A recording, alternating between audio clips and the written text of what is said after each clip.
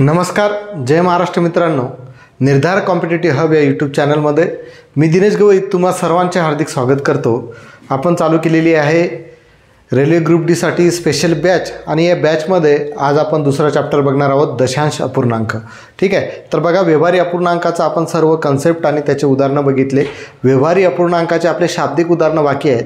तर काय करू आपण, व्यवहारी अपूर्णांक घेतला, आता दशांश अपूर्णांक घेऊन टाकू आणि या दोन्ही चॅप्टरचे उदाहरणं जे असतात हे मिक्स असतात, म्हणून आपण हे दोन चॅप्टर झाल्यानंतर त्याचे शाब्दिक उदाहरणं घेऊन टाकू. त्यानंतर तुमचा अत्यंत महत्त्वाचा असणारा टॉपिक सिम्प्लिफिकेशन आपण घेऊया. तर बघा दशांश अपूर्णांक, तर दशांश अपूर्णांक आपल्याला माहीत आहे की ज्यामध्ये दशांश चिन्ह असते तो दशांश अपूर्णांक असतो, आहे की नाही. मग बघा व्यवहारी अपूर्णांकाचं दशांश अपूर्णांकात रूपांतर कसं करतात. फॉर एक्झाम्पल पहिला प्रश्न समजा आहे की 5/2 याला तुम्हाला दशांश अपूर्णांकामध्ये करायचं आहे. तर 5/2 याचा अर्थ काय आहे, 5ला 2ने भागणे, तर 2×2 4, 1 बाकी राहिला. आता इथं पॉईंट दिला, 10 झाले, 2×5 10, म्हणजेच याचं उत्तर किती आलं रे, 2.5 आलं दशांश अपूर्णांकामध्ये. बरोबर आहे. म्हणजेच 5/2ला दशांश अपूर्णांकामध्ये करताना आपल्याला काय करावं लागतं, भागाकार करावं लागतं आणि उत्तर दशांशामध्ये काढावं लागते. ठीक आहे. दुसरं एक्झाम्पल समजा आपण लिहिलं 7/4 याला दशांश अपूर्णांकामध्ये करा. काय होईल, 7ला 4ने भागावं लागेल, तर 4×1 4, किती बाकी राहिले 3, पॉईंट दिला 30 झाले, 4×7 28, बरोबर आहे. किती बाकी राहिले 2, 4×5 20, म्हणजे कितीचा भाग जाईल 1.75चा. म्हणजे 7/4ला आपण काय लिहू शकतो 1.75, बरोबर आहे. अशा पद्धतीनुसार आपण दशांशामध्ये रूपांतर करू शकतो 1.75.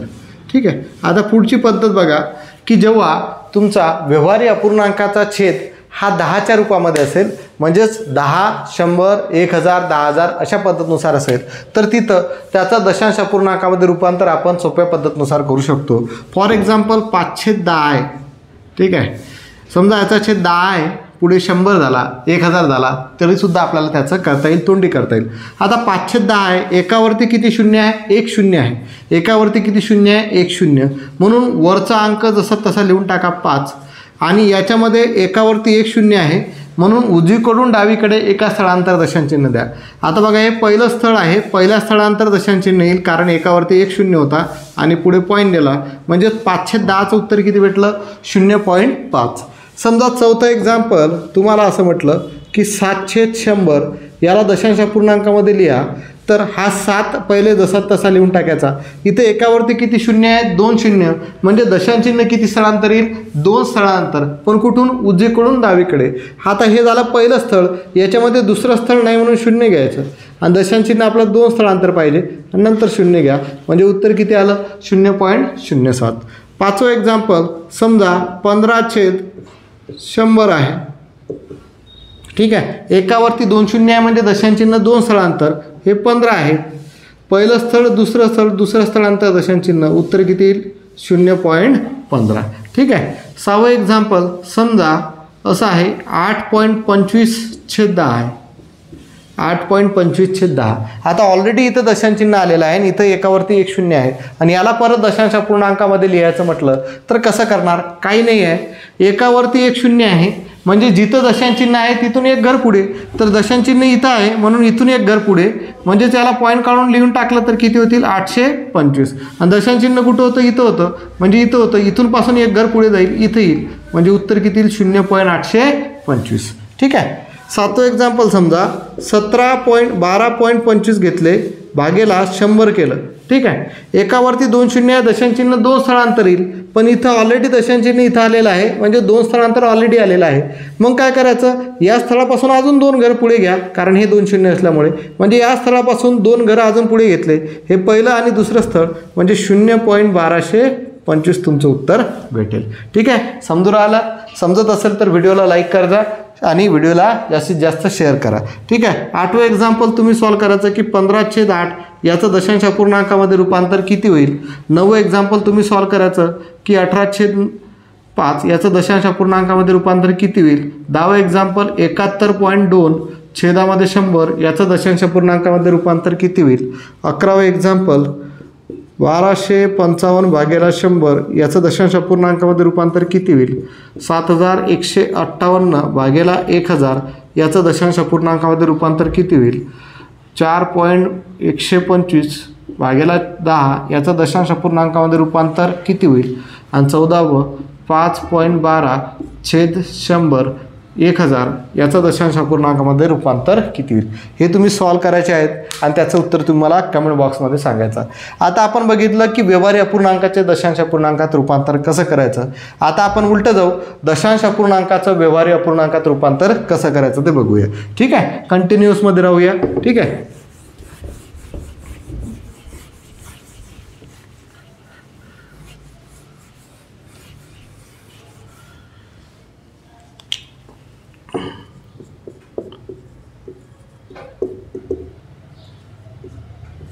दशांश अपूर्णांकाचे व्यवहारी अपूर्णांकात रूपांतर करणे.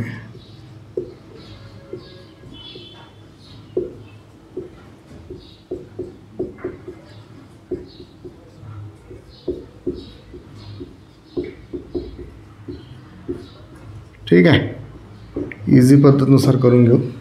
पहिलं एक्झाम्पल, समजा 2.5ला तुम्हाला अपूर्णांकात लिहायचं आहे. ठीक आहे, पॉईंट काढून टाका. किती येतील रे? 25 येतील. ठीक आहे, आता बघा छेदामध्ये काय होईल? दशांश चिन्ह बघा उजवीकडून डावीकडे किती स्थळांतर आहे? हे पहिलं स्थळांतर दशांश चिन्ह आहे म्हणून इथं एकावरती 1 0. उत्तर किती आलं? 25/10. याला संक्षिप्त रूप देता येते 5×5 25, 5 2 10 म्हणजे उत्तर किती आलं? 5/2. याला पूर्णांकयुक्त अपूर्णांकामध्ये कन्वर्ट करता येते कारण अंशाधिक अपूर्णांक आहे, म्हणजेच 2 2 4 2.1/2 असं सुद्धा आपण याला लिहू शकतो. दुसरं एक्झाम्पल समजा 12.34 याला दशांश अपूर्णांकामध्ये आहे, व्यवहारी अपूर्णांकात लिहा. पॉईंट काढून टाकल्यामुळे काय होतील? 1234. छेदामध्ये बघा दशांश चिन्ह 2 स्थळांतर आहे म्हणून एकावरती 2 0. आता 1234 आणि 100ला जर भागलं तर 2ने भाग जातो. इथं कितीचा जाईल? 50चा भाग जाईल. इथं बेसक 12 बेक बेसाती 14 म्हणजे 617/50 उत्तर येते. बरोबर आहे. आता याच्या पुढे काही भाग जात नाही मग 50चा भाग जाईल. बरोबर आहे. बघा कितीचा भाग जातो. 50चा जर भाग दिला तर कितीचा भाग जाईल? 617/50. 50 1 50, 1 बाकी राहिला 1, 50 2 100. ठीक आहे, 17 बाकी राहिले म्हणजेच 12.17/50 हे पूर्णांकयुक्त अपूर्णांकामध्ये आपल्याला उत्तर भेटेल. ठीक आहे, असं सुद्धा आपण करू शकतो. दोन्ही याच्यामध्ये करायचं, साध्या अपूर्णांकामध्ये पण करा आणि पूर्णांकयुक्त अपूर्णांकामध्ये जर होत असेल तर करा. तिसरं एक्झाम्पल समजा असं आहे की 0.04 याला दशांश अपूर्णांकामध्ये कन्वर्ट करा. पॉईंट काढून टाकल्यामुळे काय येईल रे? 4च येईल फक्त. 0.04 म्हणजे फक्त 4. दशांश चिन्ह किती स्थळांतर आहे? 2 स्थळांतर म्हणजे एकावरती 2 0. 4/100 उत्तर आलं. भाग जातो 4 1 4, 4 1 4 बरोबर ना. 4 2 8, 4 5 20 म्हणजे उत्तर येते 1/25. बरोबर. चौथं एक्झाम्पल समजा तुम्हाला म्हटलं 0.075 याचं उत्तर दशांश अपूर्णांकाचं साध्या अपूर्णांकात करा. तर पॉईंट काढून टाकल्यामुळे किती येतील? 75 येतील. इथं दशांश चिन्ह किती स्थळांतर आहे? 1 2 3 स्थळांतर म्हणजे एकावरती किती 0? 3 0. 75/1000 आले. 25ने भाग जातो. 25 3 75, 25 100 0 म्हणजे उत्तर किती येईल? 3/40. अशा तऱ्हेने आपण हे एक्झाम्पल सॉल्व करू शकत आहे. ठीक आहे. पाचवं एक्झाम्पल समजा तुम्हाला म्हटलं की 17.58 याचं साध्या अपूर्णांकामध्ये रूपांतर करा. पॉईंट काढून टाकल्यामुळे किती होतील? 1758 आणि इथं दशांश चिन्ह 2 स्थळांतर आहे म्हणजे एकावरती 2 0. परत याला 2ने भाग जाईल. इथं होतील 50, 2 8 16, 2 7 14, 2 9 18, 879 भागेला 50. ठीक आहे. याचं परत पूर्णांकयुक्त अपूर्णांकामध्ये रूपांतर होईल, ते तुम्ही काढून घ्या. ठीक आहे. अशा तऱ्हेने आपण दशांश अपूर्णांकाचे व्यवहारी अपूर्णांकात रूपांतर करू शकतो. ठीक आहे. 6वं एक्झाम्पल तुम्ही सॉल्व करायचं की 0.42 याचं साध्या अपूर्णांकात रूपांतर करा. 7वं आहे 1.25 याचं साध्या अपूर्णांकात रूपांतर करा. 8वं आहे 0.009 याचं साध्या अपूर्णांकात रूपांतर करा. 9वं आहे 13.64 34 याचं साध्या अपूर्णांकामध्ये रूपांतर करा आणि 10वा आहे 4.378 याचं साध्या अपूर्णांकामध्ये रूपांतर करून घ्या। ठीक आहे, तर आता आपण बघितलं की दशांश अपूर्णांकाचे व्यवहारी अपूर्णांकात आणि पूर्णांकयुक्त अपूर्णांकात रूपांतर होत असेल तर ते कसं करायचं आणि व्यवहारी अपूर्णांकाचं दशांश अपूर्णांकात रूपांतर कसं होतं ते आपण बघितलं। पुढे आपण बघणार आहोत दशांश अपूर्णांकाची बेरीज आणि वजाबाकी। सोपी आहे एकदम। ठीक आहे,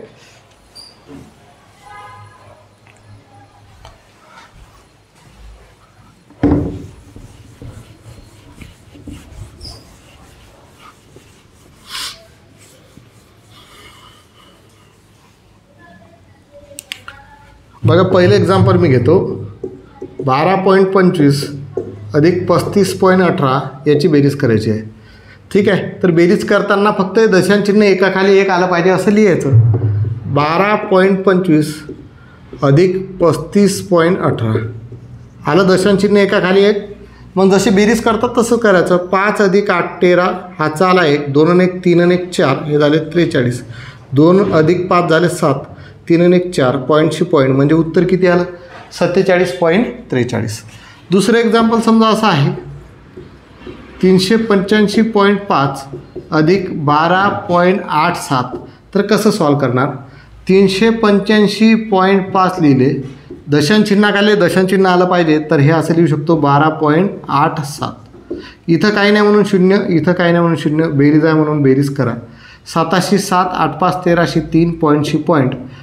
ठीक आहे, हे झाले 8, 8 आणि 1 9 हे झाले 3 म्हणजे उत्तर किती आलं 398.37। समजून आलं। म्हणजे बेरीज आणि वजाबाकी करताना दशांश अपूर्णांकाची पॉईंटच्या खाली पॉईंट आला पाहिजे अशा तऱ्हेने हे अंक लिहून टाकायचे। बेरीज असेल तर बेरीज करायची, वजाबाकी असेल तर वजाबाकी। आणखी एक्झाम्पल बघू आपण।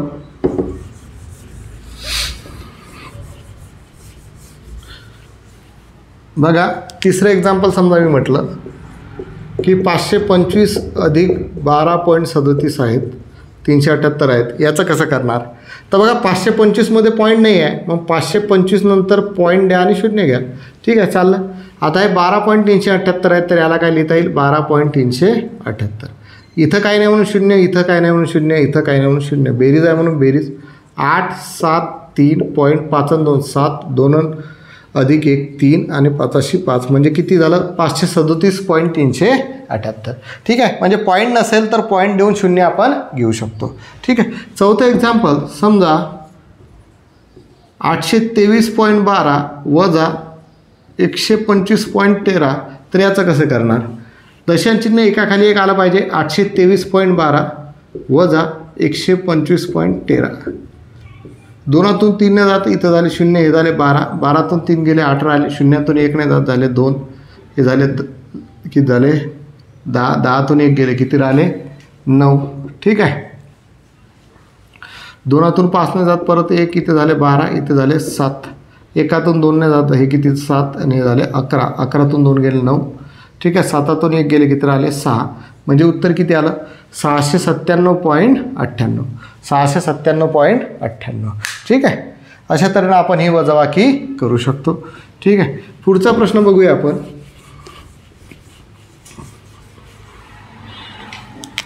समजा 5वं एक्झाम्पल आपण लिहिलं की 425.12 वजा 12.45, 425.12 वजा 12.45 हा 0 इथंच्या इथं वजाबाकी बरोबर आहे। परत 2तून 5 ने जात इथं झाले 0, हे 12तून 5 गेले राहिले 7, 0तून 4 ने जात इथं झाले 4, इथे झाले 10, 10तून 4 गेले 6 राहिले पॉईंटशी पॉईंट, 4तून 2 गेले 2 राहिलं, 2तून 1 गेला 1 राहिला, 4शी 4 म्हणजे उत्तर किती आलं 412.67। ठीक आहे, अशा तऱ्हेने वजाबाकीसुद्धा आपल्याला करता येईल। 6वं एक्झाम्पल समजा असं आहे की 875 वजा 12.35 तर कसं करणार। तर 875मध्ये पॉईंट नाही आहे म्हणून 875 नंतर पॉईंट घेऊन 0 घ्या आणि 12.35 इथं काय नाही म्हणून 0 वजाबाकी, इथून जात नाही इथं नाही आहे हातचा घेता नाही येत, इथं झालं 10 हे 9 हे झाले 10, 10तून 5 गेले 5 राहिले, 9तून 3 गेले 6 राहिले पॉईंटशी पॉईंट, 4तून 2 गेले 2 राहिले, 7तून 1 गेला 6 राहिला, 8शी 8 म्हणजे उत्तर किती आलं 862.65. ठीक आहे. अशा तऱ्हेने आपण ही बेरीज आणि वजाबाकी दशांश अपूर्णांकाची करू शकतो. पुढे काही एक्झाम्पल आहेत ते तुम्ही सॉल्व करा आणि त्याचे उत्तर तुम्ही मला कमेंट बॉक्समध्ये द्या. लक्षात घ्या, बघा हे टॉपिक सोपे आहेत पण एकदम कन्सेप्च्युअल आहेत. हे जर तुम्हाला आले तर पूर्ण गणितामध्ये आणि बुद्धिमत्ता चाचणीमध्ये तुम्हाला काही अडचण येणार नाही. कारण कॅल्क्युलेशन करताना दशांश चिन्ह आलं की त्याचं कॅल्क्युलेशनच करता येत नाही. व्यवहारी अपूर्णांकाची बेरीज वजाबाकी गुणाकार भागाकार आला की ते कसं करायचं तेच माहीत नसते. त्याच्यामुळे तुमचं पुढचं उत्तर निघत नाही. प्रश्न कसा सॉल्व करायचा ते तुम्हाला समजते पण फायनल ॲन्सर तुमचं निघत नाही. जर तुमचं फायनल ॲन्सरच निघत नाही तर प्रश्न सॉल्व करून काय फायदा, वेळ गमावून काय फायदा. त्यामुळे हे चॅप्टर आपण आधी घेत आहोत. ठीक आहे. काही एक्झाम्पल तुम्हाला सोडवायला देतो, त्याची उत्तर तुम्ही मला कमेंट बॉक्समध्ये द्या. 6वं एक्झाम्पल आहे समजा 875.12 अधिक 134.135. 8वं एक्झाम्पल आहे समजा 425.15 वजा 135.12. 9वं एक्झाम्पल आहे 829 वजा 12.87. 10वं एक्झाम्पल आहे 425 अधिक 387.5. ठीक आहे. हे सर्व एक्झाम्पल तुम्ही सॉल्व करा आणि त्याचं उत्तर तुम्हाला कमेंट बॉक्समध्ये द्यायचं आहे. ठीक आहे. पुढे आपण बघूया आणखी थोडेसे वेगळ्या टाईपचे एक्झाम्पल यामध्ये कसे करता येतील. प्रश्न लिहित चला, तुमची नोटबुक सेपरेट करा, त्यामध्ये सॉल्व करत चला, अन्यथा होणार नाही आहे. ठीक आहे. बघा एक प्रश्न असतो हा तुम्हाला 5/10 अधिक 5/100 अधिक 5/1000 अधिक 5/10,000. तर याचं उत्तर काय येईल. ठीक आहे. तर हा दशांश अपूर्णांकामध्ये याचं उत्तर दिलेलं असते तर करता येते. 5/10ला जर साध्या अपूर्णांकामध्ये लिहिलं तर काय येईल रे 0.5. 5/100ला जर लिहिलं तर 0.05. बरोबर आहे ना. एकावरती 2 शून्य आहेत म्हणजे दशांश चिन्ह 2 स्थळांतर आलं. 5/1000 आहेत, एकावरती किती शून्य आहेत 3 शून्य म्हणजे दशांश चिन्ह 3 स्थळांतर. इथे किती शून्य आहेत 4 शून्य म्हणजे दशांश चिन्ह 4 स्थळांतर. अशा तऱ्हेनं याची बेरीज आहे. करा बेरीज. 5/5 5/5 5/5 5/5 म्हणजे उत्तर काय भेटते 0.5555. अशा तऱ्हेनं हे प्रश्नसुद्धा तुम्हाला सॉल्व करायचे आहेत. ठीक आहे. समजून राहिलं काय आहे तर 5/10 होतं, याला दशांश अपूर्णांकामध्ये कन्वर्ट केलं तर उत्तर काय भेटलं 0.5. 5/100 होतं, याला दशांश अपूर्णांकामध्ये कन्वर्ट केलं तर उत्तर काय भेटलं 0.05. 5/1000 आहे, याला दशांश अपूर्णांकामध्ये कन्वर्ट केलं तर उत्तर काय भेटलं 0.005. आणि 5/10,000 आहे, एकावरती 4 शून्य होते म्हणजे उत्तर काय भेटलं 0.005. याची बेरीज होती, दशांश चिन्हाखाली दशांश चिन्ह लिहून बेरीज करून घेतली, उत्तर भेटलं 0.5555. दुसरं एक्झाम्पल बघा याच टाईपमध्ये. समजा तुम्हाला असं एक्झाम्पल दिलेलं आहे. दुसरं एक्झाम्पल समजा तुम्हाला दिलेलं आहे 7 अधिक 7/10 अधिक 8/100 अधिक 9/100 अधिक 11/1000. याचं उत्तर तुम्ही काढायचं आहे. तर 7च्या छेदामध्ये काही नाही म्हणजे 7 आहे, म्हणजेच याला आपण 7 लिहू शकतो, 7.0 लिहू शकतो. 7/10 म्हणजे याला आपण लिहू शकतो 0.7. 8/100 आहे म्हणजे याला लिहू शकतो 0.08. 9/100 आहे म्हणजे 0.09. 11/1000 आहे म्हणजे 0.011. बरोबर ना. एकावरती 3 शून्य. आता हे कसे आले हे आपण ऑलरेडी शिकलेलं आहोत. बेरीज 81 8 अधिक 9 17 17 आणि 1808. हाचा आला 1 7 आणि 1 8 .707 म्हणजे उत्तर किती आला 7.881. तर हे सुद्धा एक्झाम्पल तुम्ही अशा तऱ्हेने सॉल्व करू शकता. तिसरं एक्झाम्पल तुम्ही सॉल्व करायचं आहे, त्याचं उत्तर तुम्ही मला कमेंट बॉक्समध्ये द्यायचं आहे. ठीक आहे. हे उत्तर तुम्ही सॉल्व करा आणि त्याचं उत्तर तुम्ही कमेंट बॉक्समध्ये द्या. चौथा अजून एक एक्झाम्पल देतो. 8 अधिक 5/100 अधिक 9/10 अधिक 15/20 अधिक 15/100 अधिक 8/1000. याचं उत्तर तुम्ही सोडवायचं आहे आणि त्याचं उत्तर तुम्ही मला कमेंट बॉक्समध्ये द्यायचं आहे. ठीक आहे.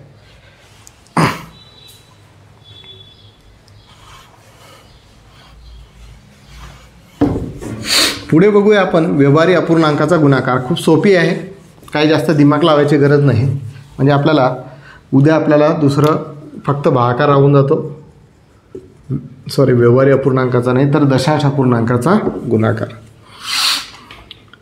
दशांश अपूर्णांकाचा गुणाकार.